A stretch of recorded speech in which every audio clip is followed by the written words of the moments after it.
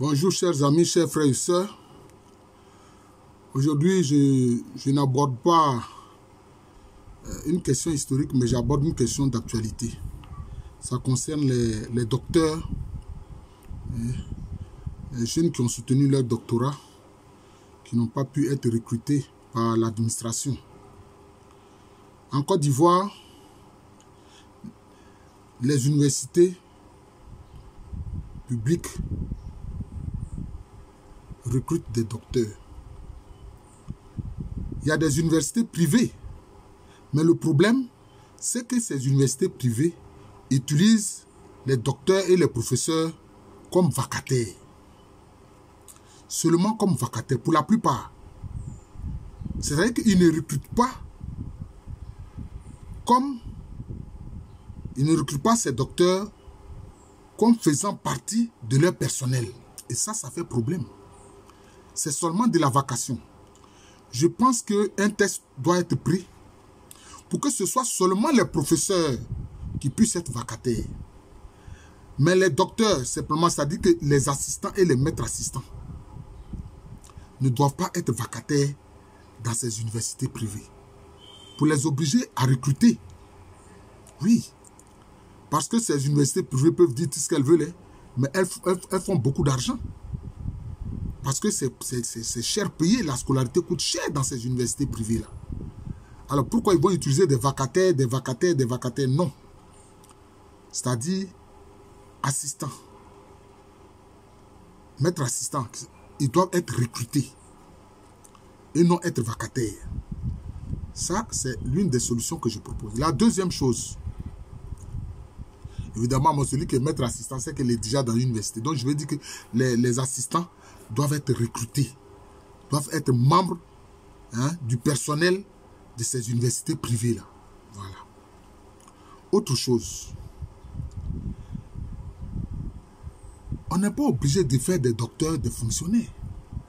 Au Sénégal, par exemple, les enseignants des universités ne sont pas des fonctionnaires. Or, quand on fait des fonctionnaires, souvent le FMI et la Banque mondiale, pour cet argent papier qu'ils envoient à nos États, ils leur disent non, il y a trop de fonctionnaires, etc. Alors qu'en fait, il y a insuffisamment de fonctionnaires. Par rapport au ratio, quel est le ratio des enseignants d'université par rapport aux bacheliers? Par rapport aux bacheliers. D'ailleurs, quelquefois, ces bacheliers sont orientés dans des universités privées. Donc, il faut amener les universités privées à prendre leurs responsabilités. Il faut qu'elles recrutent des docteurs comme assistants. On ne doit pas prendre des assistants, enfin, je veux dire des docteurs comme vacataires dans ces universités privées-là. Autre chose,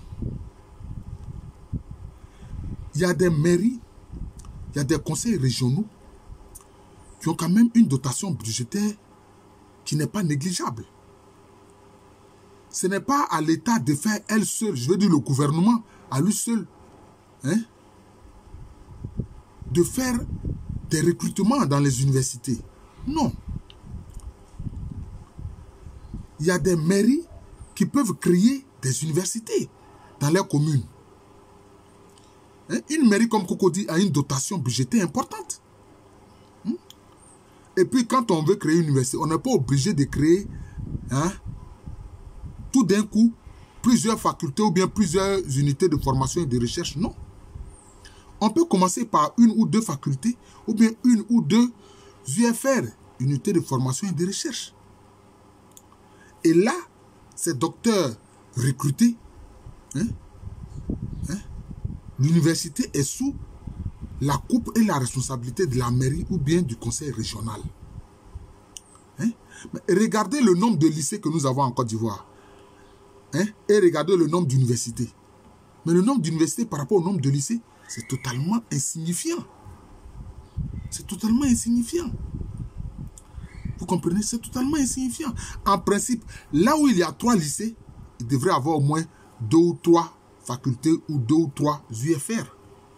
Donc cela veut dire que, en fait, tous nos départements sont amenés à avoir des universités. Oh, aujourd'hui, on en a combien? On dit qu'il y en a 8. 8 universités.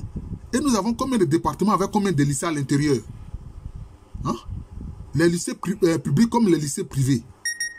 C'est ça le problème. C'est ça le problème. Donc, moi je propose,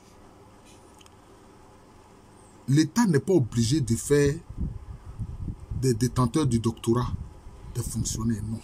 De toutes les façons, les mairies et les conseils régionaux sont des démembrements de l'État. Les mairies et puis les conseils régionaux, là, ce sont des démembrements de l'État. Donc, il faut permettre aux mairies de créer des universités. Voilà. Qu'elles vont gérer. Mais aussi en collaboration avec les étudiants qui y seront envoyés pour faire leurs études. Ça aurait un conseil d'administration, etc., comme il le faut. Hein? Un conseil d'administration, un conseil scientifique, etc. On peut faire ça. Comme ça aussi, ça va décharger l'État. Ça va permettre à l'État de souffler. Vous voyez? Donc moi, c'est ce que je propose. Une mairie comme même Koumassi. Bon, je ne sais pas, j'ai appris que sa dotation budgétaire, ça fait quelques milliards.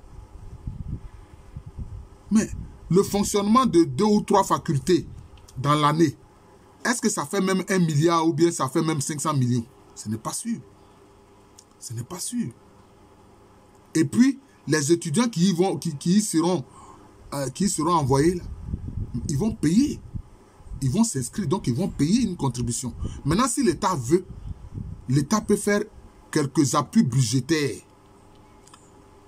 par rapport à ces universités qui seront gérées par les mairies et par les conseils régionaux. Ça devrait être même une fierté pour des mairies et pour des maires d'avoir dans leurs communes des universités qui dépendent d'eux. Vous comprenez? Moi, c'est la proposition que je fais. C'est une proposition. Il y a des gens qui sont toujours prêts à critiquer les propositions. Mais eux-mêmes, ils n'ont rien à proposer. Ça, c'est mauvais. Hein? C'est comme un crâne humain qui est seulement un squelette. Il n'y a pas de chair dessus, il n'y a pas de cerveau à l'intérieur. Et ça, ce n'est pas bon. Il ne faut pas critiquer pour critiquer. Non, il faut critiquer pour faire des propositions. Moi, je fais des propositions. Voilà. Combien de mairies nous avons en Côte d'Ivoire? Combien de conseils régionaux nous avons en Côte d'Ivoire? Hein? Ce sera même une fierté pour chaque mairie d'avoir en son sein, je ne dirais pas, parce qu'une université, là à l'intérieur, il y a plusieurs facultés, il y a plusieurs UFR. Mais je veux dire qu'elles peuvent commencer avec 1, 2 ou 3 facultés. Commencer avec 1, 2 ou 3 UFR. Ça, elles peuvent le faire. Et puis maintenant, au fil des années, maintenant, augmenter le nombre des UFR par rapport aux différentes disciplines scientifiques, ou bien augmenter le nombre des facultés par rapport aux différentes disciplines scientifiques. Cela peut se faire. Mais vraiment, ce n'est pas bon qu'on ait des docteurs qui soient au chômage. Est-ce que ça va encourager les jeunes à faire de longues études, aller loin dans les études? Deuxième chose, pour ne pas dire troisième chose, vous oubliez une chose. En principe, une université, c'est un lieu aussi de, non seulement d'enseignement, mais de recherche. Quand on dit unité de formation et de recherche, donc il y a la recherche. Si la recherche est financée, les gens peuvent faire des découvertes. Ils peuvent faire des découvertes scientifiques. Et ces découvertes scientifiques peuvent être valorisées et vendues. Ah oui, j'ai dit vendu, ouais, c'est-à-dire que bon, on peut en tirer de l'argent. On peut en tirer de l'argent. Vous comprenez? On peut en tirer de l'argent. C'est comme ça. On peut faire des découvertes. Et puis maintenant, ces découvertes-là, bon, il y aura comment je peux appeler ça? Des droits d'auteur, etc. Même les facultés de littérature. Mais ça peut produire des poètes. Ça peut produire des écrivains. Et tout ça, ça peut rapporter de l'argent. Il y a des livres qui ont rapporté des millions et des millions de dollars, d'euros, de CFA. Vous voyez? Mais c'est ça. Souvent, les gens même se trompent sur, sur la question même des comment on appelle ça? des formations ou bien des disciplines scientifiques. Il ne faut pas se tromper. Hein? Il y a des ouvrages de choses, de littérature qui ont rapporté des millions. Hein? Hein? Tout comme concernant aussi des découvertes scientifiques dans le domaine de la médecine, de la biologie, hein, de la technologie, etc. De l'histoire. De l'histoire. Vous comprenez? Donc voilà la proposition que moi je fais humblement. Moi, professeur Aluko Kwame René. Voilà.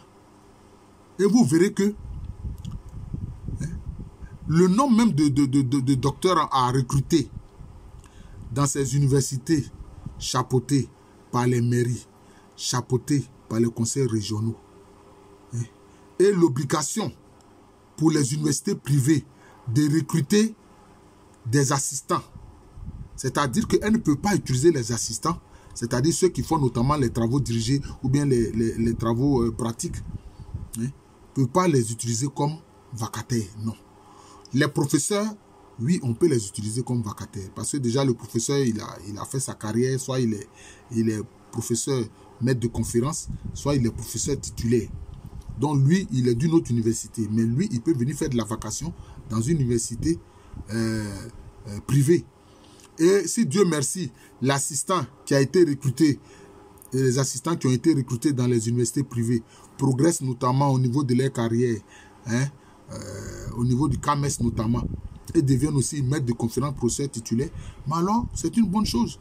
Alors ces universités n'auront plus besoin de faire appel à des vacataires qui viennent d'autres universités, notamment des universités publiques.